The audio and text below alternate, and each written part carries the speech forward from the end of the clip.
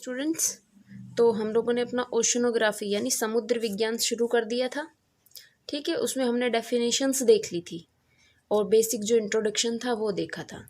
अब हम इसके आगे की बात कर रहे हैं, कौन सा, समुद्र विज्ञान की जो बहुत सारी शाखाएं बनी हुई हैं उनके बारे में। ठीक है, ये टॉपिक है। उसके बाद में जो है आपका एक अलग पार्ट स्टार्ट हो जाएगा इसमें ओशनोग्राफी के अंदर। तो अब हम बात करेंगे समुद्र विज्ञान की प्रमुख शाखाएं। ठीक है, ठीक है, समुद्र विज्ञान की प्रमुख शाखाएं।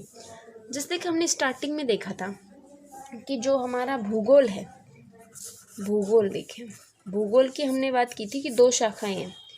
एक है कौन सी, भौतिक भूगोल, और एक है हमारी मानव भूगोल। बात की थी ना हमने। ठीक है, उसी प्रकार से अब हम देखेंगे कि समुद्र विज्ञान, क्योंकि किसका भाग है, भौतिक विज्ञान का, भौतिक भूगोल का पार्ट है, इसका पार्ट है समुद्र विज्ञान। और ये जो समुद्र विज्ञान है अब ये भी फर्दर बहुत सारे पार्ट्स में डिवाइड है। ठीक है, तो हम बात करेंगे अब समुद्र विज्ञान के कि जो भी भाग हैं उनके बारे में। समुद्र विज्ञान को भी बहुत सारे भागों में बांटा गया है। इसकी मेन दो शाखाएं हैं। एक है भौतिक समुद्र विज्ञान,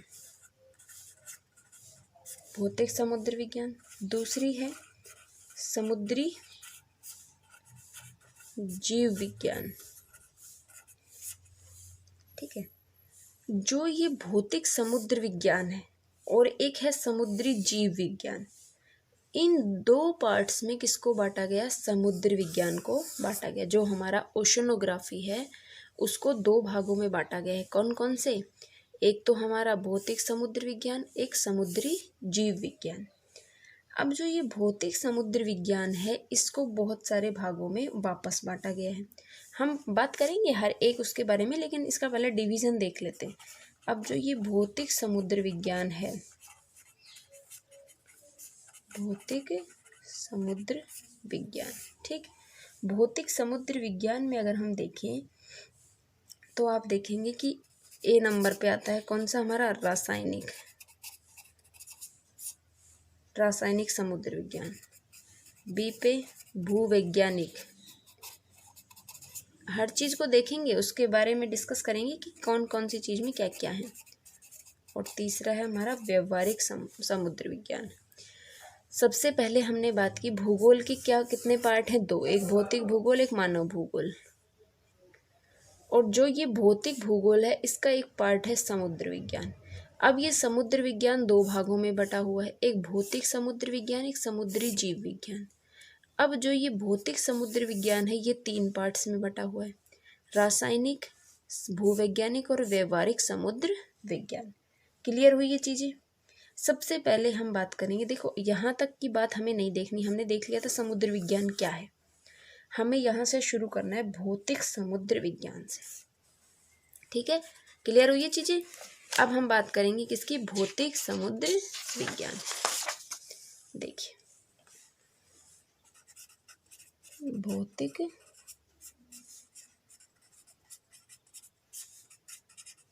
समुद्र विज्ञान, ये किसका पार्ट था, समुद्र विज्ञान का। अब हम भौतिक समुद्र विज्ञान में बात करेंगे। देखो भौतिक समुद्र विज्ञान क्या है, यानी फिजिकल ओशनोग्राफी। और जब भी आपके सामने फिजिकल आ जाए तो फिजिकल का मतलब आप क्या जानते हैं, फिजिकल मतलब कि वो उसकी संरचना, उसके अंदर कौन कौन सी घटनाएं घटित होती हैं, वो सारी की सारी हमारी फिजिकल के अंतर्गत आती हैं।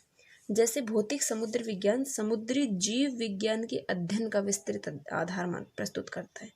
मतलब जो भौतिक समुद्र विज्ञान है वो क्या करता है, समुद्री जीव विज्ञान का, जो समुद्री जीव होते हैं उनके अध्ययन का हमारे पास आधार प्रदान हमें करता है।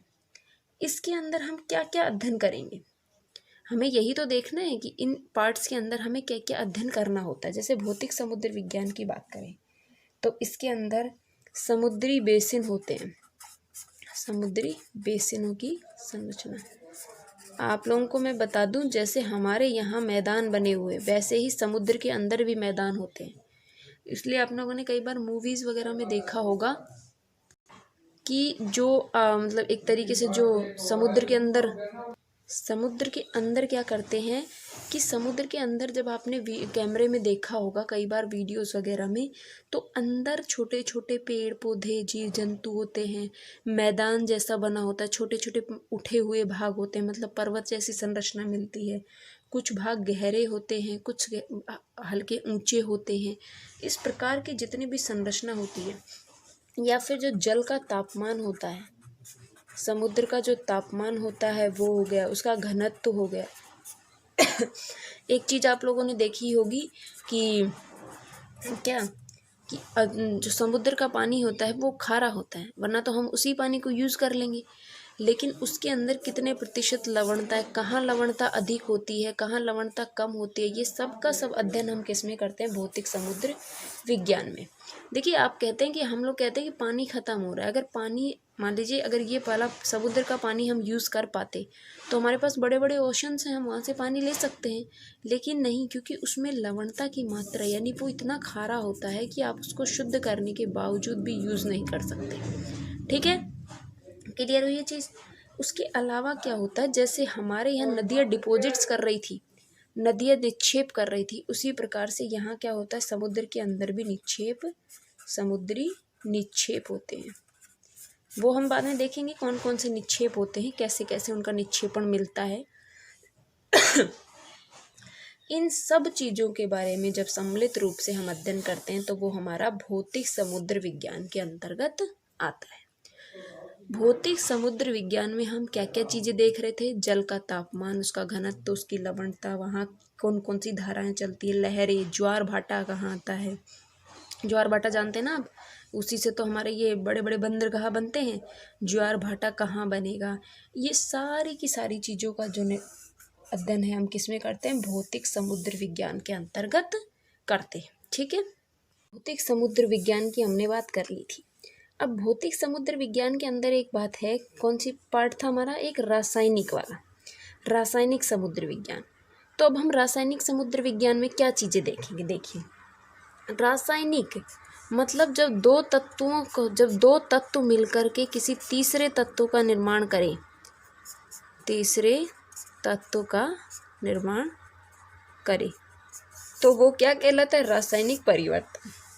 इसी प्रकार से यहाँ पर तो रासायनिक में हम किन चीज़ों को देखेंगे, समुद्र का तापमान, उसकी लवणता, उसका घनत्व, ये सारी चीज़ें, समुद्र के अंदर कितना प्रदूषण बढ़ रहा है, उस प्रदूषण का निदान कैसे किया जाए। आप लोग देखते होंगे ना, नदियों में, समुद्रों में जो प्रदूषण बढ़ता जा रहा है, वो सारी चीज़ें रासायनिक समुद्र विज्ञान के अंदर हम अध्ययन करते हैं। देखो, भौतिक समुद्र विज्ञान के अंदर कंप्लीट चीज़ें आ जाएंगी, जो ये आपकी जितनी भी सारी चीज़ें हैं वो कंप्लीट आती है। फिर जब फर्दर इनके पार्ट्स डिवाइड हुए, जैसे रासायनिक समुद्र विज्ञान, इसमें इसके कुछ पार्ट आ जाएंगे। ठीक, क्लियर हुई ये चीज़। रासायनिक में क्या होता है, जब दो तत्व मिलकर के जब तीसरे तत्व का निर्माण करते हैं तो वो रासायनिक परिवर्तन कहलाता है। और रासायनिक परिवर्तन तापमान हो गया, लवणता हो गई, घनत्व हो गया, समुद्र के अंदर फैलने वाला प्रदूषण हो गया, उस प्रदूषण का निदान कैसे किया जाए वो हो गया। ठीक है, इन सारी चीज़ों का अध्ययन हम किस में करते हैं, रासायनिक समुद्र विज्ञान में करते हैं। ठीक है, इतनी चीज़ क्लियर हुई। अब देखिए नेक्स्ट बी जो पार्ट देखा था हम लोगों ने, वो था हमारा समुद्री जीव विज्ञान। समुद्री जीव विज्ञान, देखिए समुद्री जीव विज्ञान क्या है। जीव विज्ञान में जीव के बारे में हम पढ़ेंगे। अब समुद्र के अंदर क्या होते हैं कि बहुत छोटे छोटे पादप होते हैं और कुछ छोटे छोटे प्राणी होते हैं, इनके बारे में हम देखेंगे, जिनको हम फाइटोप्लैंक्टन्स और जूप्लैंक्टन्स कहते हैं। जूप्लैंक्टन और ये हो गए हमारे फाइटोप्लैंक्टन।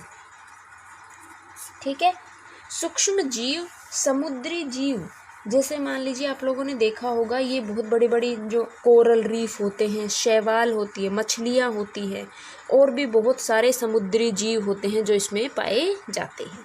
ठीक है, महासागरों के अंदर अगर हम बात करें तो जैसे शैवाल हो गया आपके, बहुत सारी चीज़ें होती हैं जो आपके छोटे छोटे समुद्री जीव और वहाँ पर जंतु पाए जाते हैं। ठीक है, देखिए इनमें ना कन्फ्यूज़ नहीं होना है। मैं इसको आपको एक बार दोबारा दिखा देती हूँ। जो समुद्र विज्ञान था उसके दो पार्ट थे, भौतिक समुद्र विज्ञान और समुद्री जीव विज्ञान। तो भौतिक की हमने बात की और उसमें हमने एक पार्ट देखा, कौन सा, रासायनिक वाला। अब जो है हमें ये वाले डिस्कस करने चाहिए थे, लेकिन मैंने बीच में आपको ये बता दिया, समुद्री जीव विज्ञान। ठीक है, तो समुद्री जीव विज्ञान समझ में आया ये क्या था। ये पार्ट इसका नहीं है। अब बी पार्ट कौन सा था हमारा, भूवैज्ञानिक समुद्र विज्ञान। और भूवैज्ञानिक समुद्र विज्ञान के अंदर आप देखेंगे कि जो भी इसके अंदर संरचनाएं होती हैं भूकंप के, जैसे मान लीजिए कि जो हमारा समुद्र है उसकी जो भूवैज्ञानिक संरचना होती है, जैसे वहाँ के बेसिनों की उत्पत्ति, जो बेसिन बनते हैं, मतलब भूवैज्ञानिक यानी कि वहाँ उत्पत्ति, बेसिनों की उत्पत्ति, संरचना, ठीक, उनका विकास, नितल कितना है, समुद्री भूकंप कब आते हैं, ठीक है, ये सारी की सारी जितनी भी चीज़ें आती हैं, एक सागर नितल प्रसरण भी होता है, वो सारी चीज़ें किस में आती है, हमारी भूवैज्ञानिक समुद्र विज्ञान के अंतर्गत आती हैं। ठीक है, वास्तव में अगर देखें तो भूवैज्ञानिक समुद्री विज्ञान जो है वो महाद्वीपीय विस्थापन सिद्धांत आप देख चुके हैं और प्लेट विवर्तनी के सिद्धांत हैं, उसको समझने में हमें पर्याप्त सहायता इससे मिलती है। जब वो सारी चीज़ें समझ में आ जाती हैं तो ये चीज़ें बहुत इजी हो जाएगी आपके लिए। ठीक है, इतनी चीज़ क्लियर हुई। अब नेक्स्ट देखिए, बी हो गया। सी में था व्यवहारिक समुद्र विज्ञान। व्यवहारिक समुद्र विज्ञान में क्या होता है, देखिए कुछ विद्वान ऐसा मानते हैं कि जो जितने भी संसाधन हमें उपलब्ध हैं पृथ्वी के ऊपर, जो भूमि संसाधन है वो सारे के सारे सीमित हैं, और दूसरी ओर जो जनसंख्या है वो बहुत तीव्र गति से बढ़ रही है। अब क्या हो रहा है कि जो हमारे पास जो साधन है वो कम होते जा रहे हैं और जनसंख्या बढ़ती जा रही है। इसलिए हम क्या करते हैं, जो पृथ्वी पर मौजूद है, तो हम समुद्रों से और जहाँ से भी हमें कोई साधन मिलता है तो हम उसे प्राप्त करने की कोशिश करते हैं। ठीक है, इसी तरीके से हम बात करें कि व्यवहारिक समुद्र विज्ञान, अप्लाइड ओशनोग्राफी, मान लीजिए कि आपने, जैसे मैं बताऊं आपको कि जैसे कुछ साधन हैं, मान लीजिए भोजन है, ठीक, भोजन है इतना, जनसंख्या है इतनी, कैसे डिस्ट्रीब्यूट करोगे, इस भोजन से पर्याप्त मात्रा नहीं हो पाएगी। इसलिए हम क्या करेंगे, जीव जंतु को है, समुद्री मछली वगैरह होती है उनको, इन सबको प्राप्त करके हम क्या करेंगे, हमारी पूर्तियाँ करेंगे।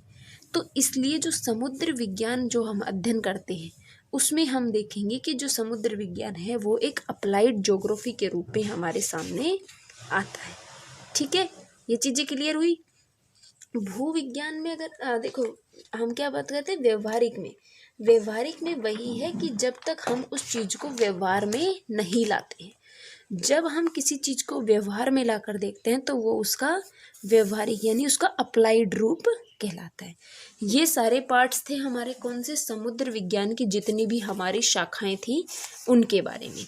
एक आता है समुद्री मौसम विज्ञान, जिसमें हमें समुद्र के मौसम के बारे में पता चलता है कि कब वहाँ पर जो है वो एक तरीके से तरंगे उठने वाली हैं, कब ज्वार भाटा आने वाला है, कितना वहाँ का दाब है, कितना तापमान है, कब लहरें उठेंगी, कब नहीं उठेंगी, कब चक्रवात आ सकते हैं, ये सारी कंडीशन उसमें होती हैं।